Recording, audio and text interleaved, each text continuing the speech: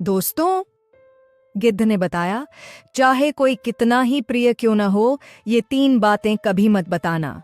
दोस्तों, यह घटना प्राचीन समय की है। एक बार सपेरों का एक झुंड घने जंगल से होकर कहीं जा रहा था। यात्रा लंबी थी, इसलिए वे थक चुके थे। अचानक उनकी नजर एक विशाल छायादार वृक्ष पर पड़ी। सभी सपेरे उस वृक्ष की छाया में बैठकर आराम करने लगे। वहां पास ही एक बहुत बड़ी सांपों की बिल थी। एक सपेरे ने ध्यान से देखा और अपने साथियों से बोला, सुनो भाइयों, यहाँ अवश्य ही कोई बड़ा सर्प होगा। क्यों न हम इस बिल को खोद कर देखें। सभी सपेरे सहमत हो गए। उन्होंने बिल खोदना शुरू कर दिया। थोड़ी ही देर में उस बिल से एक भयंकर काले रंग का नाग बाहर निकला। सपेरों ने तुरंत अपने कौशल से उस नाग को पकड़ लिया और पिटारे में बंद कर दिया। वे उसे लेकर आगे बढ़े और आपस में सोचने लगे, चलो इस नाग का विष निकाल लेते हैं, इससे हमें अच्छा लाभ मिलेगा। लेकिन जब उन्होंने कुछ दूर जाकर पिटारा खोला तो सभी आश्चर्यचकित रह गए। अंदर नाग नहीं था, बल्कि उसकी जगह एक अत्यंत सुंदर और कीमती नौलखा हार रखा हुआ था। सभी सपेरे चकित होकर बोले, अरे, हमने तो नाग पकड़ा था, ये हार कहाँ से आ गया? फिर एक ने कहा, जो भी हो, ये तो और भी अच्छा हुआ। चलो इसे राजा को भेंट करते हैं, राजा अवश्य ही हमें मनचाहा धन देंगे। ऐसा सोचकर वे राजा धर्मपाल के नगर की ओर चल दिए। राजा धर्मपाल का दरबार सजा हुआ था। राजा अपने मंत्रियों के साथ बैठकर राजकाज कर रहे थे। तभी सपेरों का झुंड दरबार में पहुंचा। सपेरों ने झुककर प्रणाम किया। राजा ने कहा, आओ बैठो, बताओ किस लिए आए हो? सपेरे बोले, महाराज, हम तो साधारण सपेरे हैं, आपके पास आने का कोई कारण नहीं होता, परंतु आज हमारे हाथ एक अनोखी वस्तु लगी है। यह हार आपकी महारानी के गले की शोभा बढ़ाएगा। राजा ने उत्सुक होकर कहा, दिखाओ कैसा हार है? सपेरों ने पिटारा खोला। जैसे ही वह विचित्र हार सबकी नजरों के सामने आया, पूरा दरबार अचंभित रह गया।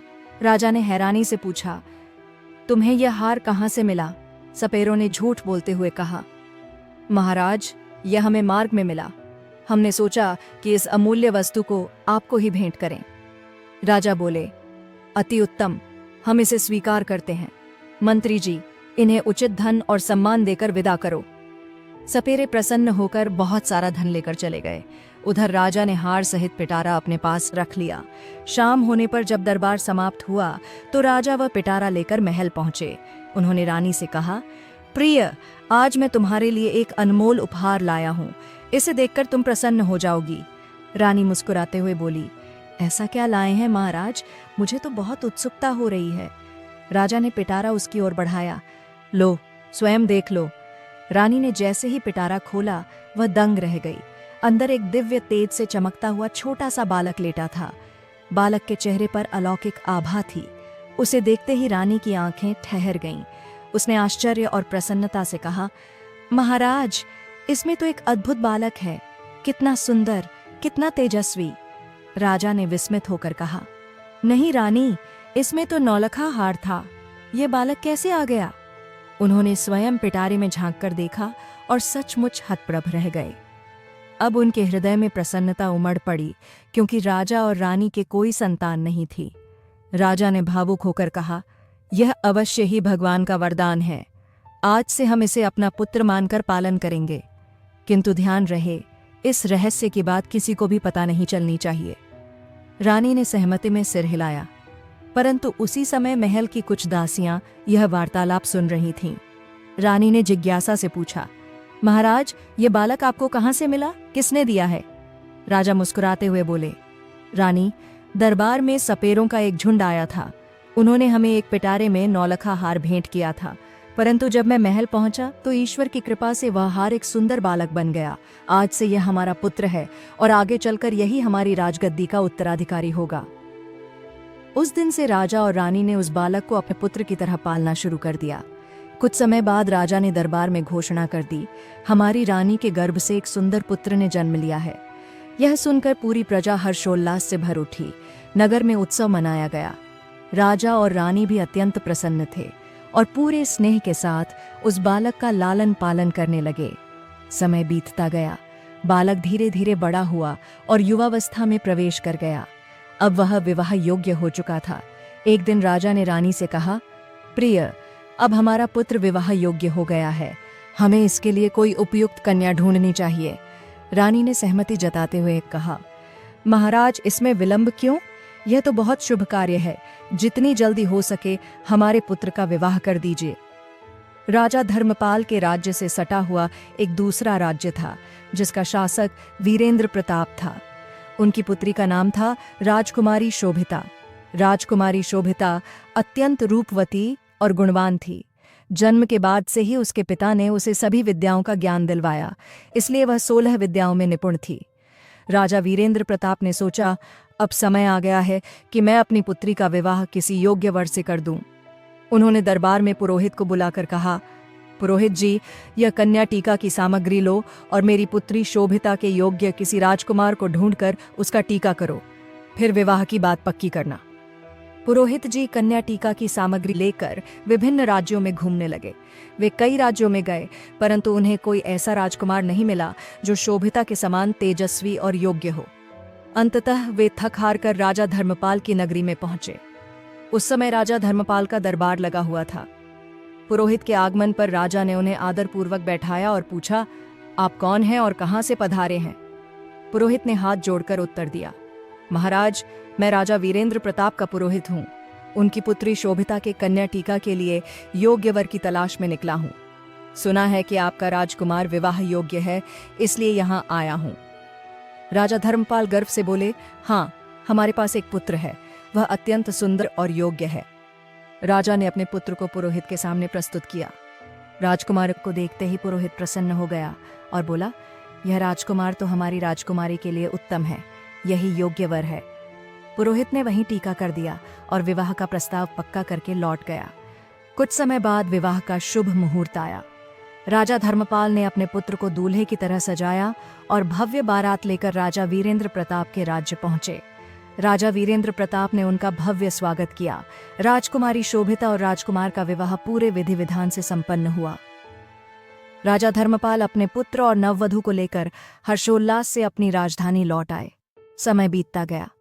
एक दिन रानी ने राजा से कहा, महाराज, अब हमें राज्य की बागडोर अपने पुत्र को सौंप देनी चाहिए, इससे उसे राजकाज का अनुभव मिलेगा। राजा धर्मपाल ने रानी की बात मान ली और उसी दिन अपने पुत्र को युवराज घोषित कर दिया। अब राजा धर्मपाल निश्चिंत हो गए। राजकुमार बड़े ही बुद्धिमानी और कुशलता से राज्य का संचालन करने लगा।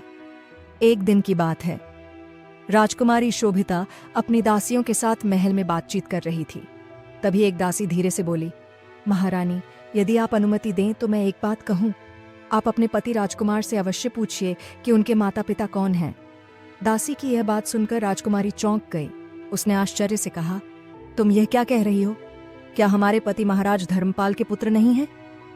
दासी सिर झुकाकर बोली, नहीं राजकुमारी, आप भूल कर रही हैं। मैं इतना तो नहीं जानती कि राजकुमार के वास्तविक माता पिता कौन हैं, पर इतना अवश्य जानती हूँ कि वे महाराज धर्मपाल और महारानी के पुत्र नहीं हैं। यदि विश्वास न हो तो आप स्वयं उनसे पूछ लीजिए। अब शोभिता के मन में संदेह का बीज पड़ गया। वह मन ही मन सोचने लगी, आज संध्या जब राजकुमार महल में आएंगे तब मैं यह रहस्य अवश्य पूछूंगी। शाम को जब राजकुमार महल लौटे तो शोभिता ने उन्हें प्रणाम किया और कुछ क्षण चुप रहकर बोली, महाराज, मैं आपसे एक प्रश्न पूछना चाहती हूँ। राजकुमार मुस्कुराते हुए बोले, पूछो प्रिय, क्या जानना चाहती हो? शोभिता ने गहरी सांस लेते हुए कहा, मुझे यह बताइए कि आपके माता पिता कौन हैं? आप किस वंश के हैं? यह सुनते ही राजकुमार चौंक गए। उन्होंने गंभीर स्वर में कहा, रानी, ये कैसी बातें कर रही हो? क्या तुम्हारी बुद्धि भ्रष्ट हो गई है? महाराज धर्मपाल और महारानी ही मेरे माता पिता हैं। परंतु शोभिता ने दृढ़ स्वर में उत्तर दिया, नहीं महाराज, आप मुझसे कुछ छुपा रहे हैं। गंगा मैया की कसम, आज आपको मुझे सच्चाई बतानी ही होगी। अब राजकुमार धर्म संकट में पड़ गए। उन्होंने सोचा, निश्चय ही किसी ने इसे भड़काया है, यह पूछे बिना नहीं मानेगी। उन्होंने रानी को समझाया, देवी, व्यर्थ का भ्रम पाल रही हो, मैं महाराज का पुत्र ही हूं, तुम क्यों मेरा मन विचलित कर रही हो? लेकिन शोभिता जिद पर अड़ गई। उसने दृढ़ स्वर में कहा, नहीं महाराज, आज आपको यह बताना ही पड़ेगा। यदि आपने सच नहीं बताया तो मैं भोजन भी नहीं करूंगी। मैं समझूंगी कि आप मुझसे सच्चा प्रेम नहीं करते। शोभिता की यह जिद देखकर राजकुमार ने गहरी सांस ली और बोले, ठीक है, यदि तुम इतनी ही हट कर रही हो तो मैं तुम्हें सब कुछ बताऊंगा, पर यहाँ नहीं। कल हम वन विहार के बहाने महल से बाहर चलेंगे, वहीं तुम्हें सत्य बताऊंगा। अगले दिन राजकुमार और शोभिता रथ में बैठकर महल से निकले और एक शांत नदी के किनारे पहुंचे। नदी को देखकर शोभिता ने पूछा, महाराज, आप मुझे इस नदी के पास क्यों लाए हैं? क्या आपका इस नदी से कोई संबंध है? राजकुमार ने गंभीर स्वर में उत्तर दिया, रानी, मैं अंतिम बार कह रहा हूं, अभी भी समय है। मुझसे मेरे वंश के विषय में मत पूछो, वरना बहुत पछताओगी। दोस्तों, सच ही कहा गया है, बाल हठ और प्रिया हठ बड़े ही कठिन हठ होते हैं। राजकुमार के बार बार समझाने के बाद भी शोभिता नहीं मानी। उसने कठोर स्वर में कहा, नहीं महाराज, चाहे कुछ भी हो जाए, मैं यह प्रश्न पूछकर ही मानूंगी। मुझे जानना ही होगा कि आप किस वंश के हैं। राजकुमार ने सिर झुका लिया और धीरे धीरे नदी में उतरने लगे। कमर तक जल में पहुंचकर वे फिर बोले, रानी, मान जाओ, अभी भी समय है। यह प्रश्न तुम्हें मुझसे सदा के लिए दूर कर देगा। लेकिन शोभिता अपनी जिद पर अडिग रही। उसने कहा, नहीं महाराज, मैं पीछे नहीं हटूंगी। आज मुझे सत्य जानकर ही शांति मिलेगी। राजकुमार अब और भीतर बढ़े। जब वे छाती तक जल में पहुंच गए तो उनकी आंखों में उदासी और स्वर में पीड़ा थी। वे बोले, रानी, तुम्हारा यह प्रश्न मुझे तुमसे हमेशा के लिए अलग कर सकता है। राजकुमारी बोली, चाहे कुछ भी हो जाए, आप यह भेद मेरे सामने अवश्य प्रकट करेंगे। राजकुमार कुछ और आगे बढ़े। जब वे अपने मुख के बराबर जल के समीप पहुंचे तो धीमे स्वर में बोले, रानी, अभी भी तुम्हारे पास समय है। ये मत जानने की कोशिश करो कि मैं कौन हूं। परंतु रानी अड़ी रही। आखिरकार राजकुमार ने अपना वास्तविक रूप धारण कर लिया। वह एक दिव्य नाग बन गए। उनका विशाल फन नदी की सतह पर उठ खड़ा हुआ और जल के ऊपर चमकने लगा। यह देख राजकुमारी स्तब्ध रह गई। कुछ ही क्षणों बाद नाग राजकुमार नदी के भीतर समा गए और फिर कभी बाहर नहीं आए। राजकुमारी शोभिता व्याकुल हो उठी। उसने नदी के किनारे चारों ओर तलाश की, पुकारा, रोई, किंतु कहीं भी राजकुमार का कोई पता नहीं चला। समय बीतता गया, परंतु उनका पति नाग रूप लेकर लौट कर नहीं आया। घबराई हुई शोभिता ने अंततः अपने सारथी से कहा, चलो महल लौट चलते हैं। महाराज को सूचित करना होगा कि राजकुमार नदी में डूब गए हैं। सारथी ने यह दुखद समाचार महाराज धर्मपाल तक पहुंचाया। यह सुनते ही वृद्ध महाराज का हृदय शोक से भर उठा। उन्होंने तुरंत अपने सैनिकों को आदेश दिया, जाओ, नदी की गहराई तक खोजो, मेरे पुत्र का शव किसी भी हाल में ढूंढ निकालो। सैनिकों ने नदी में जगह जगह जाल डालकर तलाश की। गोताखोर गहराई तक उतरे, परंतु कोई सफलता नहीं मिली। राजा, रानी और राजकुमारी शोभिता स्वयं नदी के तट पर पहुंचे। घंटों की खोज के बाद भी राजकुमार का कोई अता पता न मिला।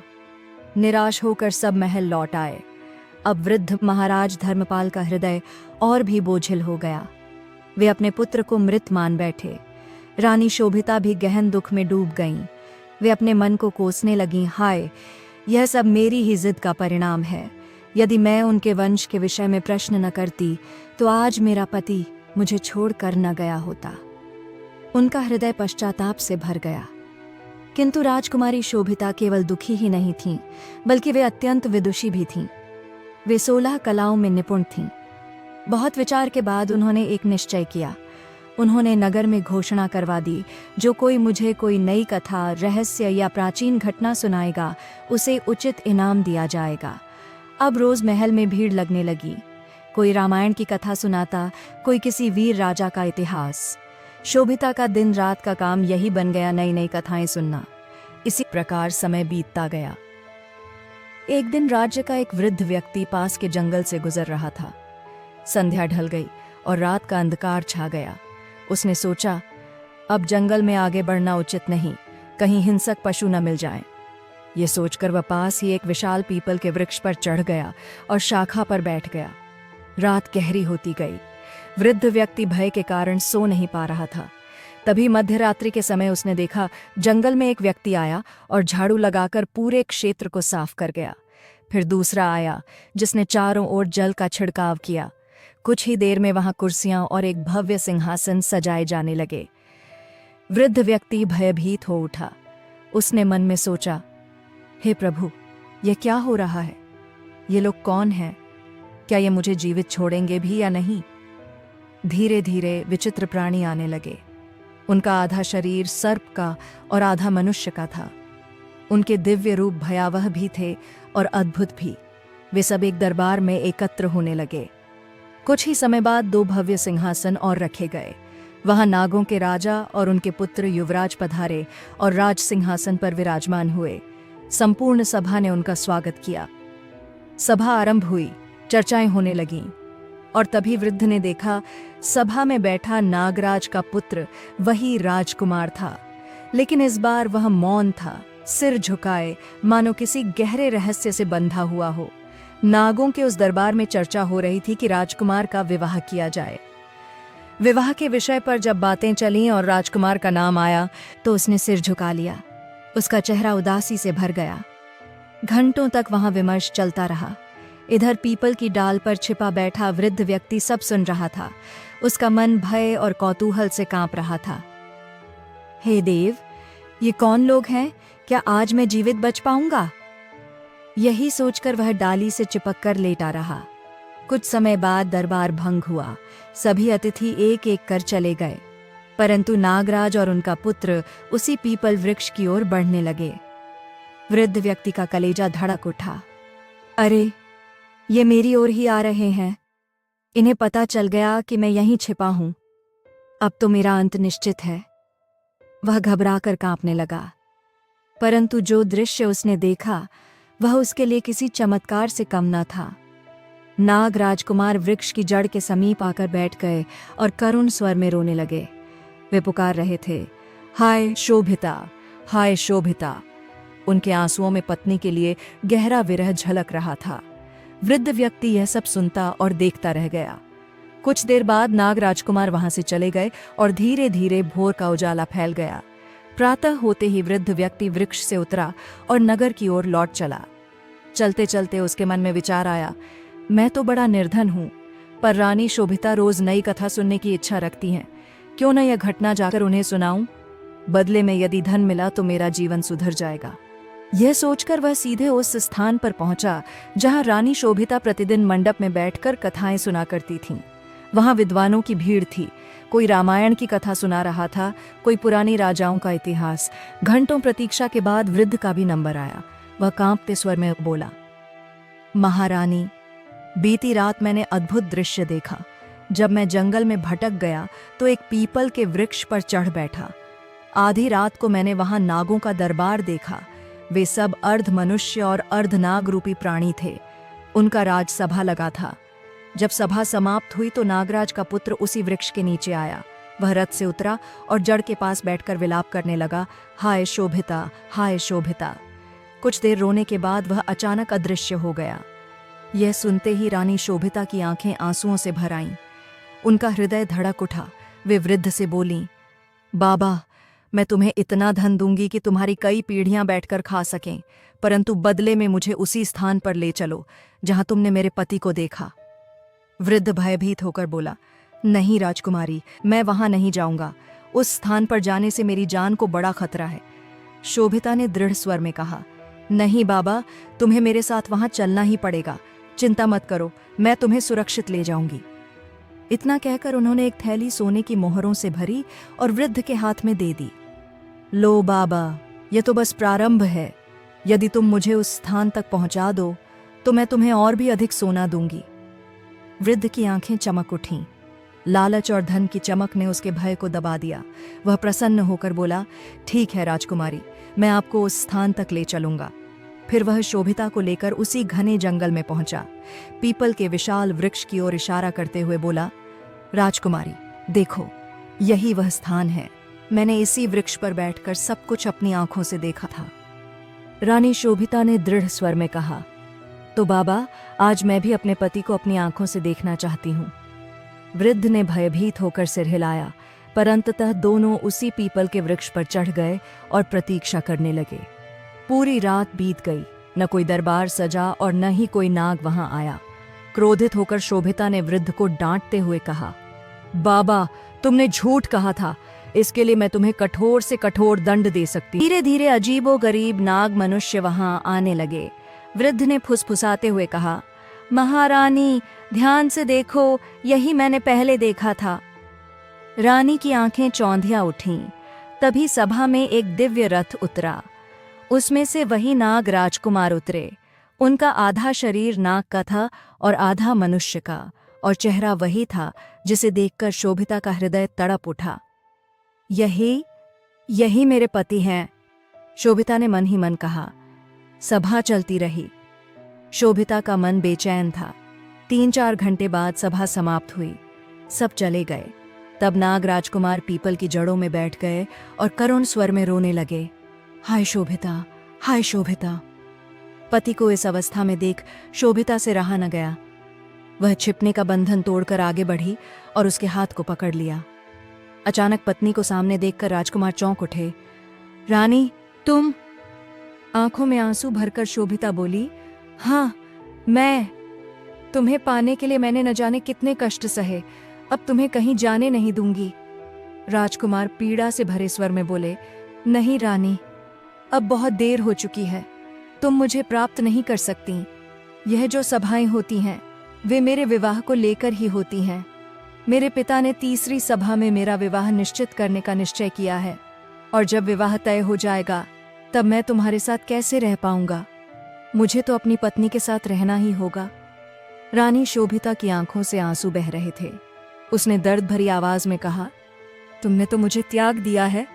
उस दिन मैंने कितनी बार तुमसे विनती की थी कि मुझसे मेरे वंश के बारे में मत पूछो, लेकिन तुमने मेरी बात नहीं मानी। क्या यही सजा है मेरी जिद की? राजकुमार ने रानी की ओर देखा। उसकी आंखों में भी पश्चाताप था, परंतु स्वर कठोर था। रानी, अब रोने का समय नहीं है। यदि तुम वास्तव में मुझे पाना चाहती हो तो मैं तुम्हें एक उपाय बताता हूं। शायद उसी से हम फिर एक हो सकें। रानी ने आंखें पोंछते हुए दृढ़ स्वर में कहा, जो उपाय तुम कहोगे मैं वही करूंगी, लेकिन वचन दो, उसके बाद तुम मुझे छोड़कर नहीं जाओगे। राजकुमार ने गहरी सांस ली और बोला, अब मुझे देर हो रही है। पिता की सभा में मुझे अवश्य पहुंचना है। अगली पूर्णिमा की रात तुम फिर यहीं आना। जब सभा लगेगी तब चुपचाप जाकर महाराज के सिंहासन के नीचे छुप जाना, और जैसे ही मेरे विवाह की चर्चा हो तुम सामने आकर हाथ जोड़कर खड़ी हो जाना। तब तुम मेरे लिए पिता से विनती कर सकती हो। यदि उन्होंने मान लिया तो तुम मुझे प्राप्त कर लोगी। यह कहकर राजकुमार अदृश्य हो गया। इधर रानी शोभिता और बूढ़ा व्यक्ति नगर लौट आए। रानी का मन बार बार आशंकाओं में डूब जाता। क्या मैं अपने पति को वास्तव में वापस पा सकूंगी? वह निराश और उदास रहने लगी। वहीं राजा धर्मपाल भी पुत्र वियोग में दिन रात दुखी रहते थे। धीरे धीरे समय बीता। तीसरी पूर्णिमा नजदीक आई। रानी ने मन ही मन ठान लिया, अब चाहे कुछ भी हो जाए मैं अपने पति को वापस लेकर ही लौटूंगी। उस दिन रानी शोभिता बूढ़े आदमी को साथ लेकर फिर उस पीपल के वृक्ष के पास पहुंची। दोनों जड़ में छुपकर बैठ गए और सभा का इंतजार करने लगे। रात्रि के 12 बजते ही वहां दरबार सजने लगा। कुर्सियां लगाई गईं, राज सिंहासन रखा गया। रानी चुपचाप निकलकर सिंहासन के पीछे छुप गई। धीरे धीरे विशालकाय नाग आकर बैठने लगे। कुछ देर बाद नागराज स्वयं पधारे और उनके साथ राजकुमार भी। सभा आरंभ हुई, चर्चाएं चलीं। फिर विषय आया राजकुमार के विवाह का। यह सुनते ही रानी को अवसर मिल गया। वह साहस जुटाकर सिंहासन के पीछे से निकल आई और हाथ जोड़कर नागराज के सामने खड़ी हो गई। अचानक एक स्त्री को देखकर पूरी सभा सन्न रह गई। नागराज ने कड़क आवाज में कहा, कौन हो तुम? आधी रात इस सुनसान जंगल में यहाँ क्यों आई हो? क्या तुम्हें मृत्यु का भय नहीं है? जानती हो कि हम नाग हैं और हमारे विष से कोई जीवित नहीं बचता।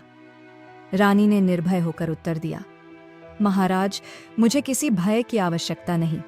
मैं तो आपकी पुत्रवधू हूँ। आपके राजकुमार मेरे पति हैं। यदि आप विश्वास न करें तो स्वयं अपने पुत्र से पूछ लीजिए। नागराज ने हैरानी से अपने पुत्र की ओर देखा और पूछा, पुत्र, ये स्त्री कौन है? क्या ये सच कह रही है? राजकुमार ने सिर झुकाकर पूरी घटना सुनाई। पिताजी, एक बार कुछ सपेरों ने मुझे पकड़ लिया और पिटारी में बंद कर दिया। अपनी रक्षा के लिए मैंने नौलखा हार का रूप धारण कर लिया। वह सपेरे मुझे महाराज धर्मपाल के दरबार में बेच आए। चूंकि उनके पास कोई संतान नहीं थी, मैंने अपनी माया से उनका पुत्र बनने का निश्चय किया। वर्षों तक मैं महल में रहा, राज्य का सुख भोगा और इसी सुंदरी के साथ विवाह भी किया। लेकिन एक दिन इसने जिद करके मेरे वंश के बारे में पूछ लिया। मैंने बहुत समझाया, पर यह नहीं मानी। तब मैं इसे लेकर अपने असली स्थान पर लौट आया और पुनः अपने नाग स्वरूप में अपने परिवार के पास लौट आया। राजकुमार की बात सुनकर नागराज का चेहरा क्रोध से लाल हो गया। उन्होंने कठोर स्वर में कहा, पुत्र, पहले तो तुमने हमारी परंपराओं को तोड़ा और पृथ्वी लोक पर विवाह किया, और अब इस स्त्री को छोड़कर हमारे पास लौट आए। यह तुम्हारा सबसे बड़ा अपराध है। नागराज का वचन कठोर और न्याय संगत था। उन्होंने गंभीर स्वर में कहा, तुमने हमारे नियमों और परंपरा का उल्लंघन किया है, इसलिए मैं तुम्हें श्राप देता हूं। जब तक यह स्त्री जीवित रहेगी, तुम पृथ्वीलोक पर रहकर वहीं उसके साथ रहोगे। उसे छोड़कर तुम नागलोक लौट नहीं पाओगे। तुम उसी राजा के यहाँ पुत्र बनकर रहोगे और उसे सेवा करोगे। जब तक उस राज्य का कार्यकाल चल रहा है, तब तक तुम नागलोक में नहीं जा सकोगे। और हाँ, मैं अब तुम्हारा विवाह किसी और से नहीं करूंगा। यह सुनकर राजकुमार का हृदय आंसुओं से भर आया, परंतु वह नागराज की बात मानकर अपना पहला मानव स्वरूप छोड़कर शांत भाव से खड़ा रहा। नागराज ने शोभिता को उसका पति पुनः सौंप दिया। दोनों ने पिता से आशीर्वाद लेकर विदा ली और अपने नगर की ओर प्रस्थान किया। जब वे नगर पहुंचे तो राजकुमार ने देखा कि महाराज धर्मपाल शोकवल्लभ और दुर्बल स्थिति में हैं। पुत्र को देखते ही वृद्ध महाराज की आंखों में नया जीवन उतर आया, जैसे किसी बड़ी बीमारी से मुक्त हो गया हो। महल में आनंद की बयार दौड़ गई। खबर फैलते ही संपूर्ण नगर में उत्सव छा गया। राजकुमार लौट आया कि गूंज चारों ओर फैली। राजा धर्मपाल और रानी शोभिता अपनी अपनी सीमाओं से ऊपर उठकर पुत्र का स्नेह पात्र बन गए। शोभिता ने अपने खोए हुए पति को प्राप्त कर लिया और दोनों ने मिलकर प्रेम और कर्तव्य निष्ठा के साथ जीवन बिताना आरंभ कर दिया। दोस्तों, गिद्ध ने जो कहा वह सरल पर गंभीर था। यही कहानी का सार भी बन गया। पहली बात, हठ से परहेज करो। यदि किसी की जिद से तुम्हारे प्राण या प्रियजन खतरे में पड़ रहे हों, तो उस हठ को कभी पूरा मत होने दो। दूसरी बात, खुले रहस्य से सावधान रहो। ऐसी बातें जो तुम्हारे या परिवार के लिए संकट पैदा कर सकती हैं, उन्हें उघाड़कर नहीं बोलना चाहिए। तीसरी बात, सम्मान और प्रतिष्ठा की रक्षा करो। जो बातें किसी के पिता, माता या परिवार की मान प्रतिष्ठा को ठेस पहुंचाती हों, उन्हें कभी मत बताना। प्यारे दोस्तों, अगर यह संदेश आपके दिल को छू गया है तो कृपया इस वीडियो को लाइक करें, अपने दोस्तों और परिवार के साथ शेयर करें और हमारे चैनल को सब्सक्राइब करना न भूलें। आपकी हर एक पसंद और शेयर हमें और भी प्रेरणादायक कहानियां लाने की ऊर्जा देता है। चलते चलते आप भी बोलिए, जय श्री नारायण।